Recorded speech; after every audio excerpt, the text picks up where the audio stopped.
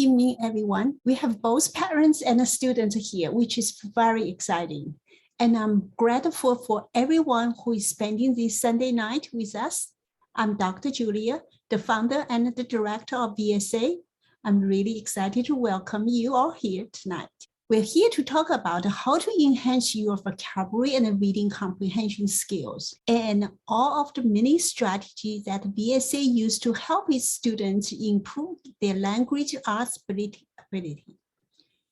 We will also discuss how well-rounded language arts education influences students' ability to become a strong writer, critical thinker, and overall better students, as these skills apply all across pretty much every subject you will ever encounter, including math. So we will have a very busy agenda for tonight's meeting.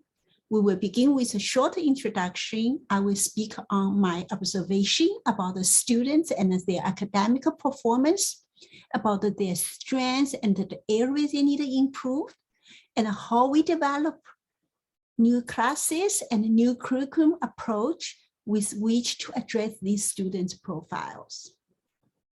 I will also speak on the method of using vision and developing students' own dreams and understanding of what their goals are and what it entails to meet them, and how the parents can help use this method to help these children cultivate their own plans for their future, and to find ways to build a personal and academic goal that will stay with them over the next 5 to 10 years. And then I will turn over this to Ms. Amanda, one of our wonderful VSA teachers in reading and writing and in public speaking. And she will speak on VSA vocabulary and reading comprehension program, what they are, what do we cover, some of the strategies that students will be developing in our classes. And she will also lead a short sample lesson in each subject in vocabulary and in reading comprehension, just to give students and parents a feeling for some of the material and the kinds of the exercise and the practical applications. So we will also show how do we begin approach thinking about this reading passage and these vocabulary words, not just through one phase or through one way of the memorizing, but through the variety of the ways so the students can develop a holistically approach to the English language. And then we will wrap up with a quick discussion of our summer evening classes in vocabulary and reading comprehension, what the schedule is, how the parents can sign up. As many of you know, our aim here at VSA Future is to have ambitious goal for our students and for our children's learning in general. Our vision is to help students super boost their learning, especially overcome COVID-19 related learning loss that most students experienced over the last 2 years with our engaged interactive virtual lesson and one-to-one teacher feedback. In our small classes, the students became analytical thinker, strong writer, and a confident public speaker who are enriched their core academic skills and are prepared for their challenges of the new future. We offer classes in English, writing, reading comprehension, public speaking, and math. We also offer virtual summer camp that meets Monday through Friday, 9 a.m. to 12 p.m. Eastern Time. In all of program, we aim to teaching students how to research, build, and support their original idea with clarity and precision, and equip with the firm grasp on the mathematics concept and data analysis. We're delighted that so many of our students have been success in the National Scholastics Art and Writing Awards. This is the national longest running, most procedure recognition program for the creative teenagers. Students in 7th grade up can submit their creative writing and nonfiction writing and artwork. We're so excited to have had so many of our students recognized on both the regional and the national level for their fiction and the nonfiction work, many of which were written here in VSA class and developed with their VSA writing teachers. Many parents approach me and tell me, say, oh, I would like my kids to learn the writing from your center. And for me, I think the language arts at one component. They required phonics when they're young age, the vocabulary and the grammar and the reading comprehension and the writing skills and their creativity. It's like all the skills, its final product is just very, very beautiful essays. Each of the essays is composed from multiple paragraphs and a paragraph composed from multiple sentences and multiple sentences from the phrases, and a phrases come from multiple words. So you can see that your ideas, vocabulary, and the grammar, your logics, everything is finally the combination skill makes these wonderful essays. Our writing program from September to June, all years around, last 8 years, has been very emphasized the grammar skills, and the reading comprehension in our writing program is more teaching the 4 genres, the features, what they need. So our reading comprehension is teaching students how to enhance their writing skills, but not focus on the test prep. All the statewide tests, or the either admission, private school or college, but it's more towards their writing skill than what they need, okay? So when I read their essays, I feel like they have a lot of, they know grammar very well. They know the structure of the essays, the framework very well, which is make their essays so solid. But on the other hand, you will see if they have more rich vocabulary, their essay could be better. But due to the limited hours for our class, we cannot put all the components into our 1-2 hours curriculum. So therefore, I did the 140 students vocabulary diagnostic this January, and really try to identify which area I could help these kids, okay? So on the other hand is when I think, then I look for, I say, they really, really need a vocabulary program. So there I almost spent 1 month try to looking for all the academic, all the materials available on the marketing, talk to multiple vendors, companies to discuss their program.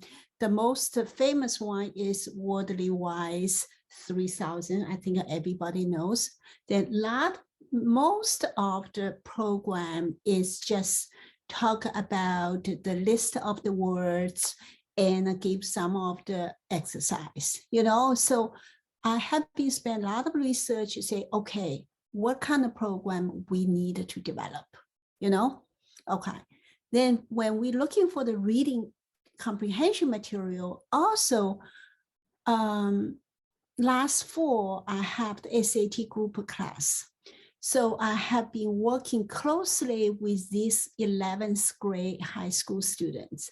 Then I found that they read, first of all, SAT test is 180 minutes, essentially 75 seconds per questions. The timing efficiency reading skill is should say very, very challenging. Second, they have a lot of new vocabularies. They have uncovered history, science, social study, all the different areas. So also all the answers are not directly printed on the passage. And so this is very challenging at that moment for a lot of 11th grade. So we had to really teaching the reading comprehension foundation, some of the skill 7th grade students should have already learned, but they're missing. So that's why it triggers my intention, say, we must have these reading comprehension classes to start the kids when they are very young, training these skills. For example, this is one of the SAT reading comprehension passage. Actually, I chose very easy one. So they're all talking about commuting, how many hours, how many per person, how many US dollars, how savings. So then when they have questions, they talk about does the work at home, it's more valuable. Talk about business activity, talk about whether they're long commuting, try to save more money or make more money. So none of the questions really directly talking about asking you how many hours, in the whole year people use for commuting, right? So what's your correct answers? Correct answer is just say, if you commute shorter, you can save more time to do additional productivity work, right? It's like a really direct derivative to the text message. So from the younger kids, how do we train these skills? Okay, next question, next slide. So that was why I was thinking, what kind of best curriculum to develop to help our students. When you're looking for a lot of vocabulary, you think about, they just list all the word list. We give the explanation, but has no connection. When the students learn, it just say, okay, remember what is the assemble, how to spell, what is the use. Then next one is the bankrupt. Then what has no connection, right? Then we'll do some of the exercise, really force yourself to remember these words. And so this is hard. Okay, this is really, really hard for students to self-motivated to think, okay, I really have to learn this essential vocabulary. So my challenge is just keep last few months, just say, how can we make vocabulary learning process fun and memorable? So, and what kind of skill we should train our students, work effectively, and has a good mood during this exercise, and make sure everything they learned, they can retain this information longer. They can learn the skill, try to draw the connection between the text and the real world knowledge.